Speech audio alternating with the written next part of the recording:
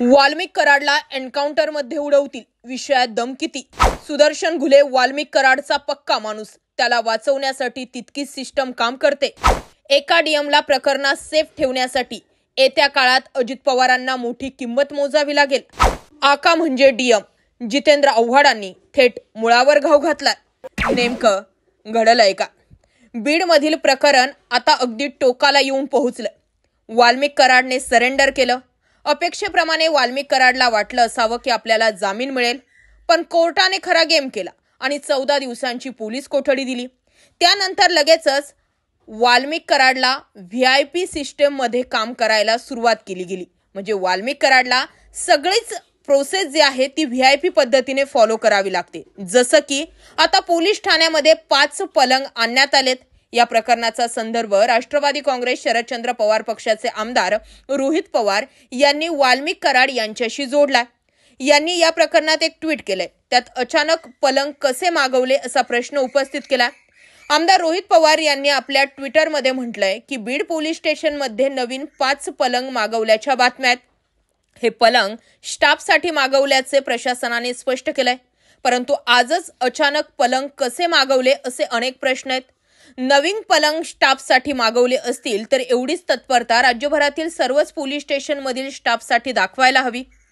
हे सगळं प्रकरण पुढे आल्यानंतर पोलीस ठाण्यामध्ये मागवलेल्या पलंगाच्या बातम्या येताच पोलिसांनी तातडीने खुलासा केला।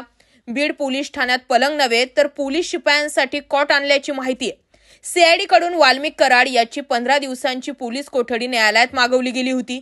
त्यानंतर न्यायालयाने त्याला 15 दिवसांची पोलीस कोठडी दिली।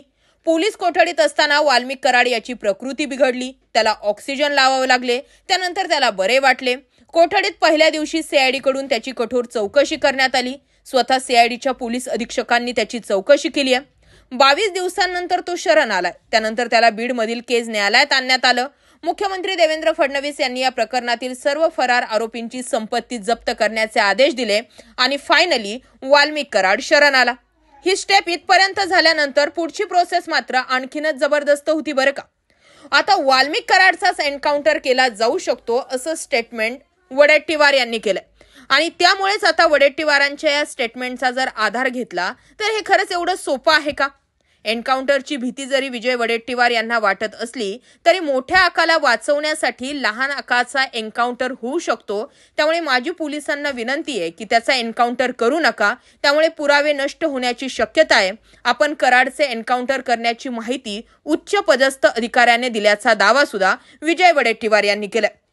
दरम्यान वाल्मिक कराडच्या बाबत जे प्रश्न तयार झालेले आहेत त्या प्रश्नांचा जर थोडासा जर गांभीर्याने विचार केला तर वाल्मिक कराड कुणा एका जवळच्याचा नव्हताच।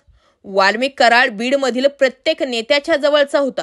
त्यासोबतच त्याचे राज्यातील बड्या नेत्यांसोबत सुद्धा चांगले संबंध होते।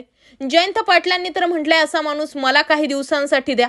म्हणजे थोडक्यात काय तर वाल्मिक कराड हा सगळ्याच बड्या नेत्यांचा गुप्तचरही आहे आणि क्राईम पार्टनर सुद्धा आहे, अशा देखील चर्चा सुरू झाल्या। त्यामुळे आत्ताच्या घडीला सुदर्शन घुले हा वाल्मिक कराडचा पक्का चेला मानला जातोय। सुदर्शन घुले काही जरी झालं तरी वाल्मिक कराड म्हणेल त्याच इशाऱ्यावर नाचणार आहे। त्यामुळे सुदर्शन घुले शोधायचं असेल तर वाल्मिक कराडचंच तोंड उघडावं लागणार आहे आणि जी काही व्हीआयपी ट्रीटमेंट त्याला पोलीस ठाण्यात मिळते अशा बातम्या समोर येत आहे ते बघता बीड पोलिसांनी किंवा सीआयडीने सुद्धा जर जमत नसेल तर या विषयामध्ये हस्तक्षेप न करणं योग्य राहील असं सुद्धा म्हटलं जातंय। कारण फक्तच आम्ही मारतोय आणि तू आरडण्याचं आव्हान असं करण्यामध्ये काही अर्थ नाही। मी मारल्यासारखं करतोय आणि तू रडल्यासारखं कर असं जर सध्या वाल्मिक कराड सोबत सुरू असेल तर मात्र कायदा आणि सुव्यवस्थेवरती प्रश्न निर्माण होऊ शकतात। याबाबत तुम्हाला काय वाटतंय कमेंट सेक्शनला व्यक्त व्हा। अशाच माहितीपूर्ण व्हिडिओसाठी आपल्या चॅनल आवर्जून सबस्क्राईब करा।